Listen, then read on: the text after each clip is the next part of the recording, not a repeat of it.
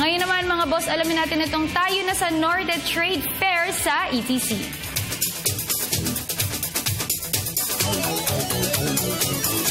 Malaki ang ginagampanang papel ng infrastruktura sa mabilis na pag-usad ng ekonomiya ng bansa. Malaking bahagi nga nito ang turismo na siyang pinakabentahe ng bansa sa pagpapalago ng iba pang aspekto, kalakalan at pangunahing serbisyo.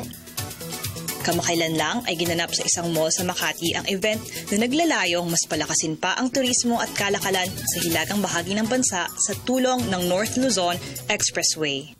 This is Tara sa Norte. This is the 7th year that we're holding this.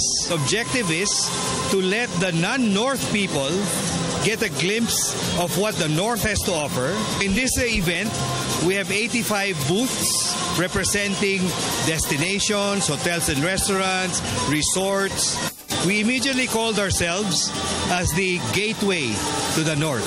Now with the NLEX and the ECITEX, going to the North is so easy. That happening, nag-umpisa na mag-boom ang tourism sa North. Malaki ang naging partisipasyon ng mga LGUs, mga kumpanya, product sellers at travel services sa Norte sa aktibidad na ito. Naniniwala silang sa pamamagitan nito ay mas mapapalakas pa ang kanilang mga negosyo sa tulong ng magandang infrastruktura. Sumali po kami sa Tara na sa Norte with the hope na maipakilala po namin yung aming pong mga produkto dito po sa Manila po. Mabilis din po namin na naima-market po yung aming produkto. Mas mabilis po yung generate. Ibig sabihin po niyan, mas nakatutulong po sa ekonomiya po. Basically, these are a group of resorts na nagsama-sama dito para i-promote kung anong meron sa Norte.